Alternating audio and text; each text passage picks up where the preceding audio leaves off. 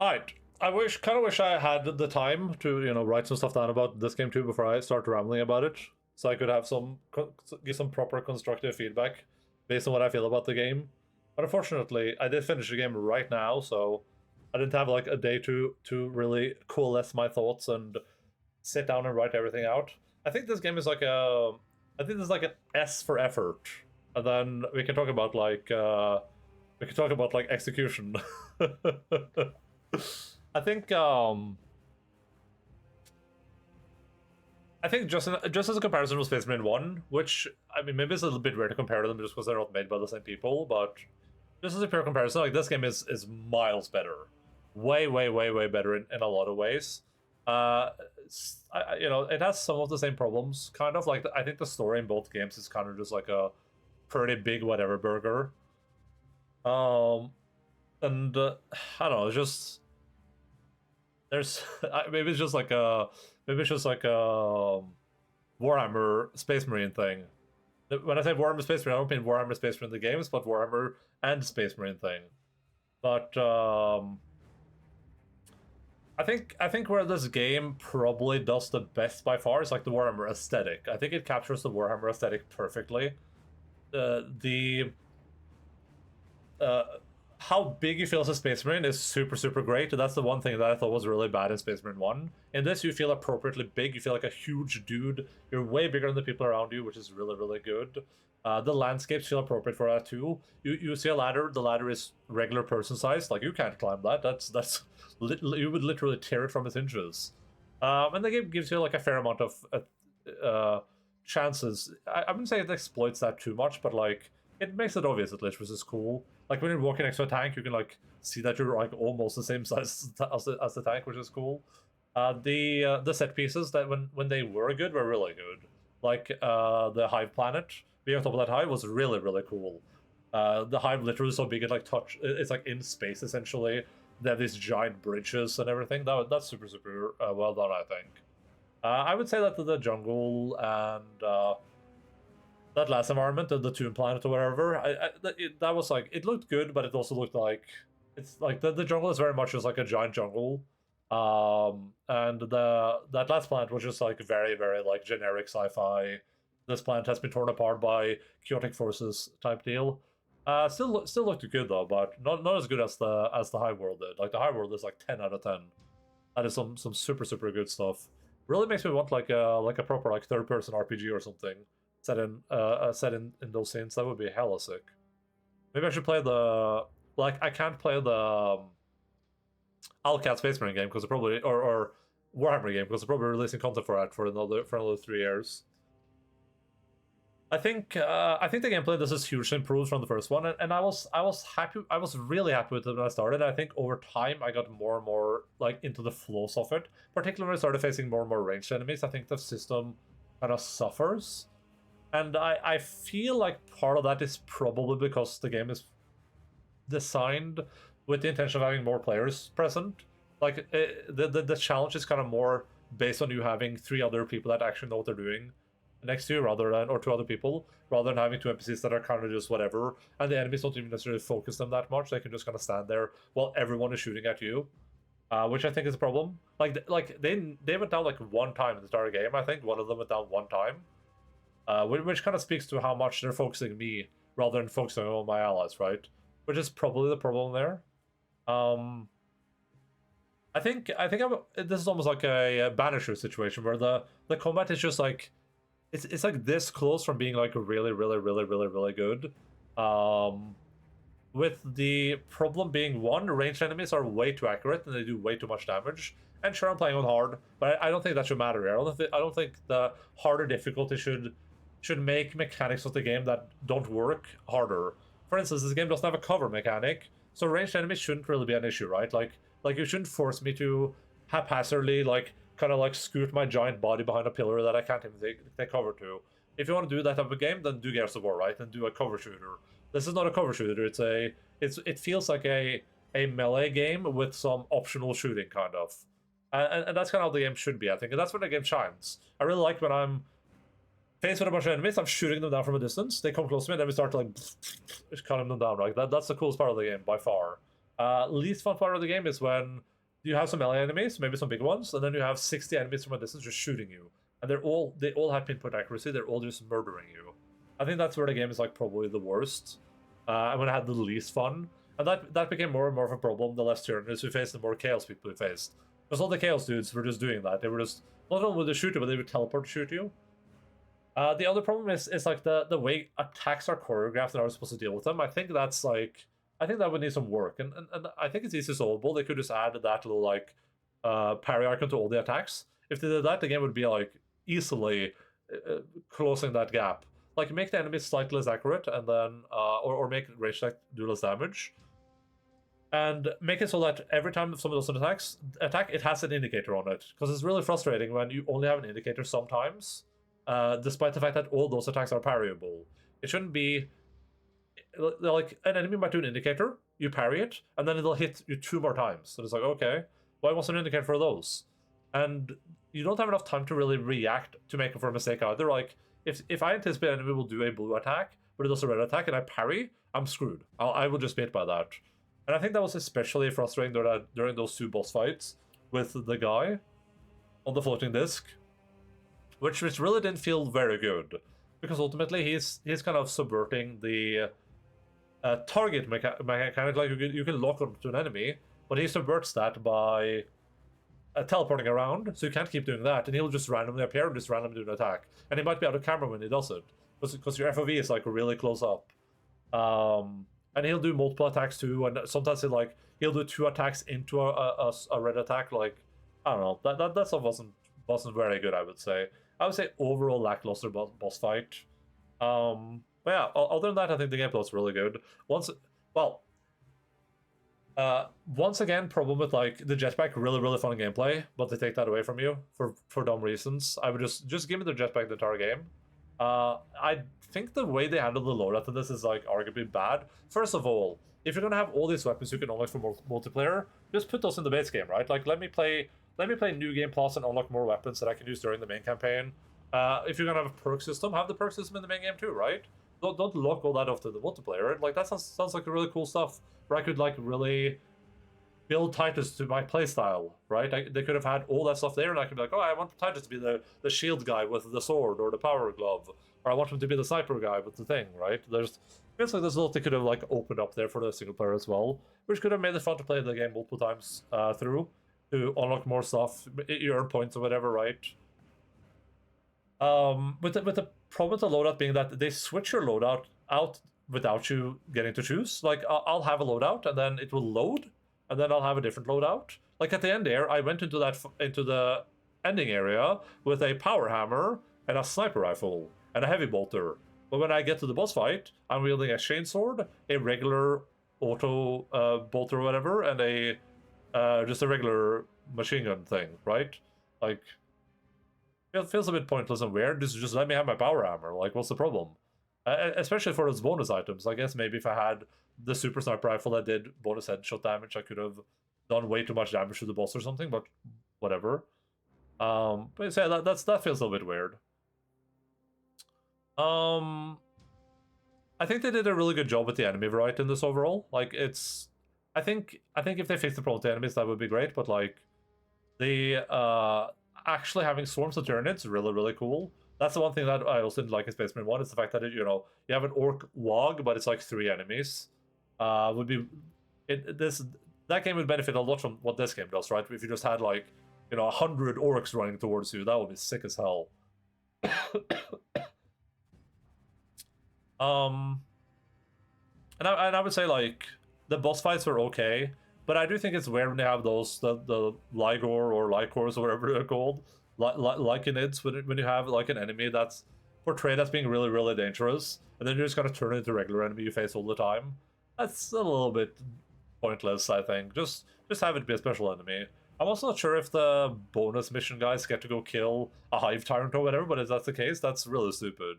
It felt like I guess it's kind of boils into the story a little bit, but it felt weird. Those 2 months felt weird to me. Like, 1, they're the ones killing the hive tyrant, and 2, they are the ones that get to drive the goddamn ship into the pylon. Those feel like things that you should probably be doing as the main character in the main story. I thought it was cool when they were off doing like the side mission. They were like, oh, you guys are gonna go do the side objectives. That's fine to me. That makes sense to me. And those side objectives can be important and feel like main objectives to those characters, right? But it's a bit like if you're playing like Halo 1. Is it Halo 1? Is it Halo 2? It's Halo 2. It's Halo 2, I think. Halo 1? I don't remember, but the bringing the Covenant back their bomb, right? It's like if someone else does that. Master Chief is like, hey, I need you to go bring the bomb to the Covenant ship. Let some dude's like, all right, sir. Like, no, we should be doing the cool stuff. The fact that my job was to put down like a signaling beacon so they could aim the ship correctly, that's pretty lame, I think. That should not have been my job there. My job should be drive that ship into the goddamn thing and look cool doing it, right? I should be surfing on that thing or something. And yeah, from a story perspective, I think this kind of just suffers from just like execution or effort. Great, like they put a little effort to this. They have a lot of characters. Voice acting is good. I like the different characters too.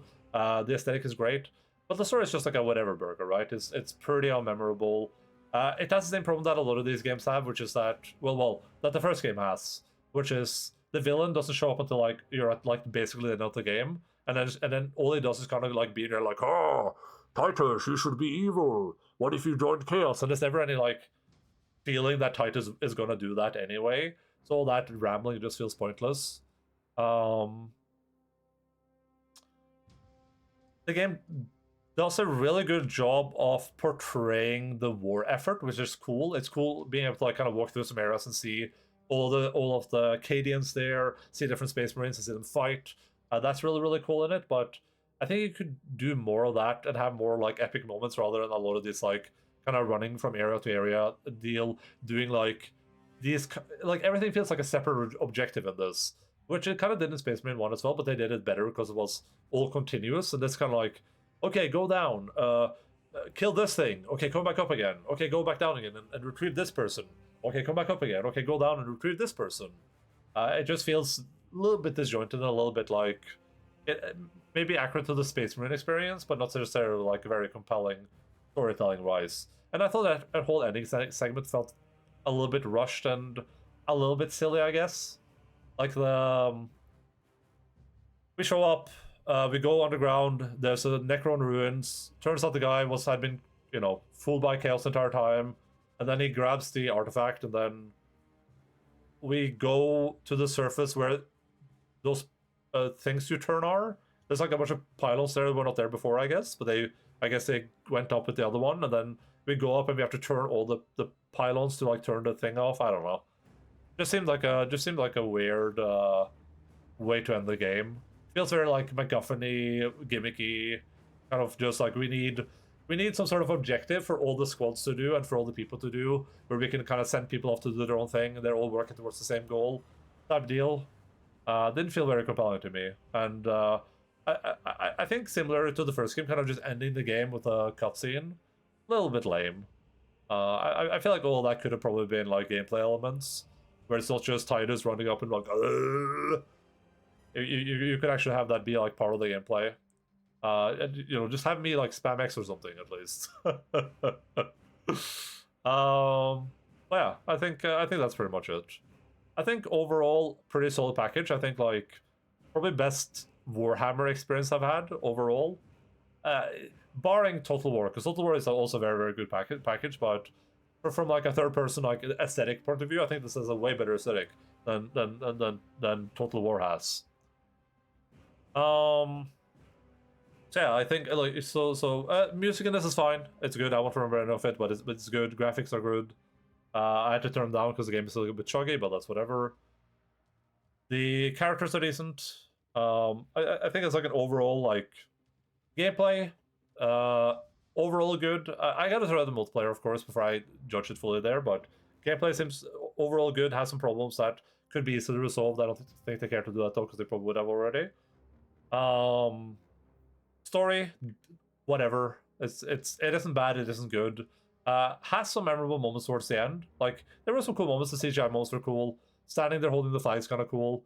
But it just kind of feels a bit contrived, which a lot of the story kind of does, right? Like it's a lot of like, we want to have this moment, but we're not gonna like set up the moment in any way other than just gonna have it happen. Overall gameplay decent.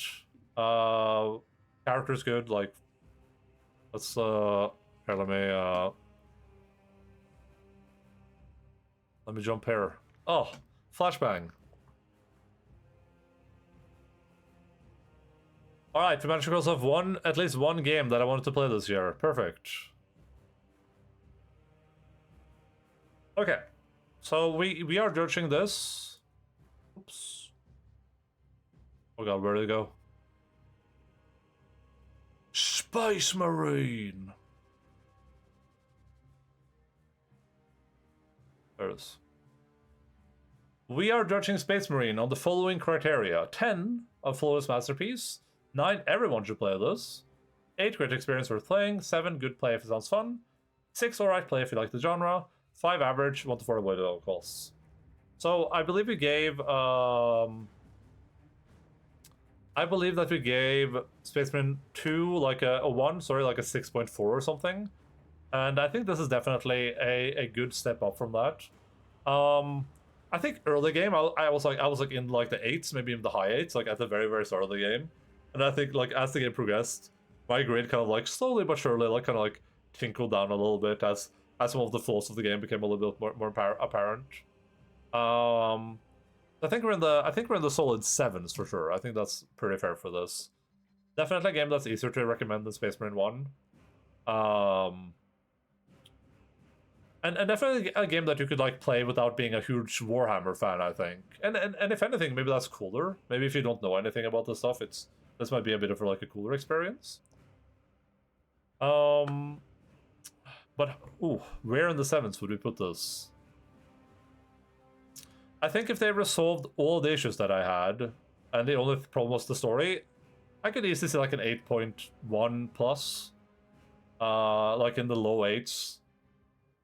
But with, oh, we don't think that should be here. Neural direction while eating. I think with the various issues that the game has, which are mostly just kind of, you know, some of them are nitpicky, some of them are maybe single player, maybe they're me playing hard.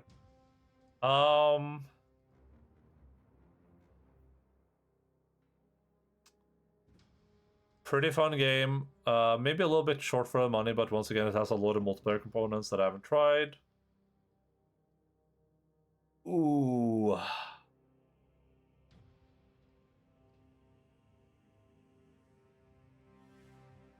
We're just gonna see what other stuff. I wish I could scroll up and see what else I've rated on this. I think I probably put this in like the solid middle. I think that's probably a good place for this. At a 7.5. I think it's like very much between like a play if it sounds fun, or if you like the genre, and like a great experience. I think it's like very much in the middle of those. The various flaws keep it from going up, but all the places where it's solid stops it from going down. I feel like a 7.5 is pretty decent. Maybe on a lower difficulty that this would be a higher score, but you know, the higher difficulty should be playable too. So, Open Critic. Oh, 8.1. Oh, I thought this was rated way higher than that. Okay, so this is probably a pretty reasonable rating then. If anything, I might have like might have rated it too high. Or also, have you played it for 10.3 hours?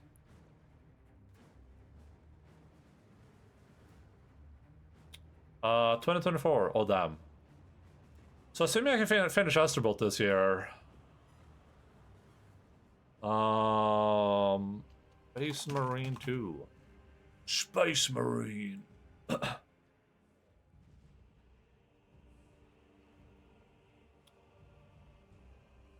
Okay, so looking at this list of games we played this year, I don't remember what I gave Yakuza 5.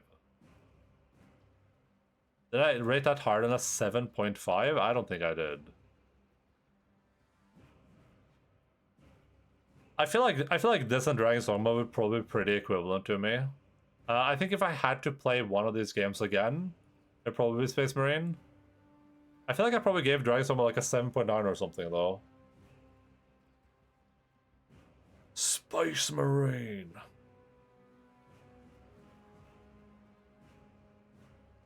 Which game do I like more, Dragon's Dogma or Space Marine 2? I think Dragon's Dogma probably irks it out a little bit. I think Dragon's Dogma was an overall more interesting experience. I think it tries more different things. The only thing, like, in my head when I think about Space Marine, I just see that vista when I walked out and the giant bridge in the sky. That's just all I'm seeing in my head every time I think about the game now. And it's such a compelling visual, but for sure that was better than Yakuza 5. I can't imagine I gave this a 7.5 or higher, but maybe I did.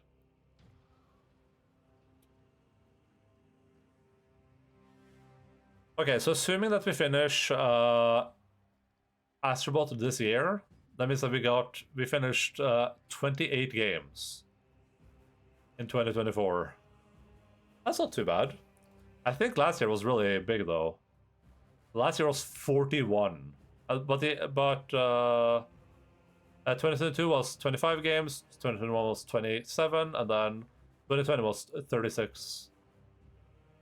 So this will not be our lowest year of games played, but it sure feels like it. We did 41 games last year. How's that even possible?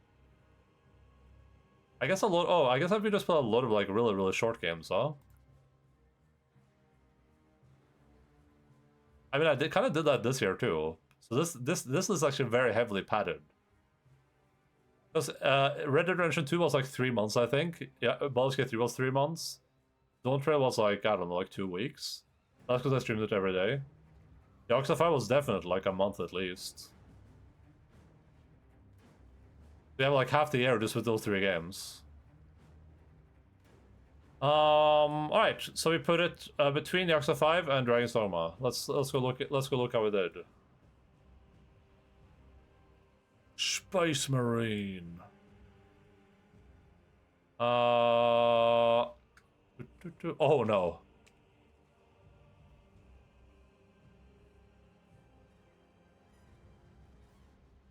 Dragons. Okay. I might have highballed Space Marine a little bit.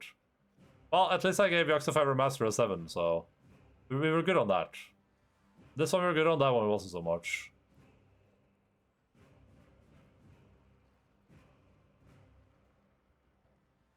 I should note every time I kind of like overblow a game a little bit or undercut one.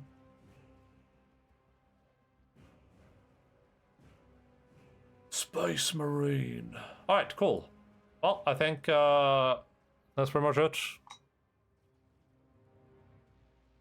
Overall pretty good. 7.5 on the Endo score is pretty decent.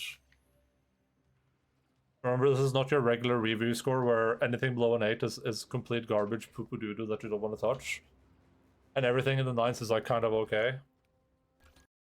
I mean, it's sharing a spot with such hit classics as the Dark Pictures anthology, Little Hope, Metro 2033 Redux, Volgarde the Viking, Mortal Kombat 10, Baldur's Gate 2, Faith, the Unholy Trinity, Quantum Break.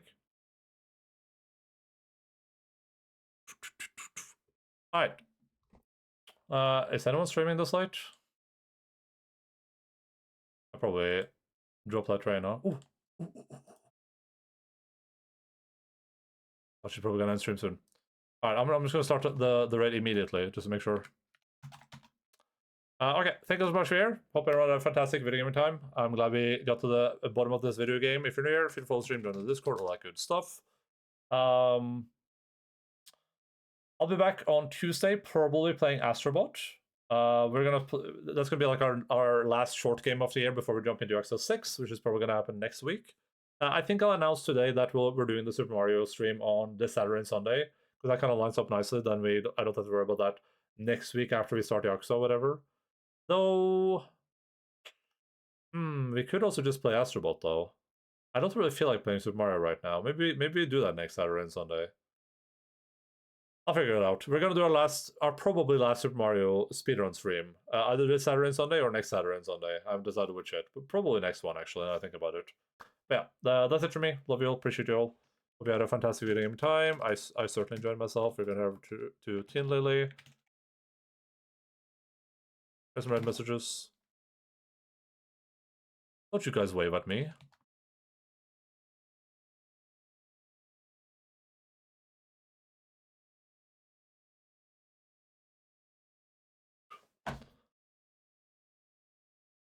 Yeah. It was a pretty fun game overall. I'm glad we got to play them. I can see why this game didn't necessarily like win any giant awards.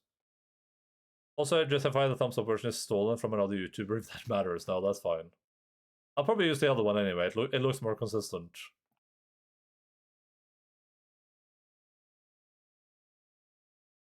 But yeah, the overall fun games, definitely worth buying. I hope Astro Ball is going to be something truly outstanding, but I don't think I'm going to like it too much. But we'll see when we cross that bridge, I guess. Oh god, I got to hook up my PlayStation 5 for that. Oh, I might be back tomorrow for a morning stream. I haven't decided yet.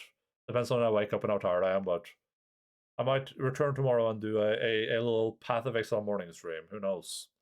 Love you all. Appreciate you all. Keep Fortin Foss. Bye bye. Wave. The dance. Macabre.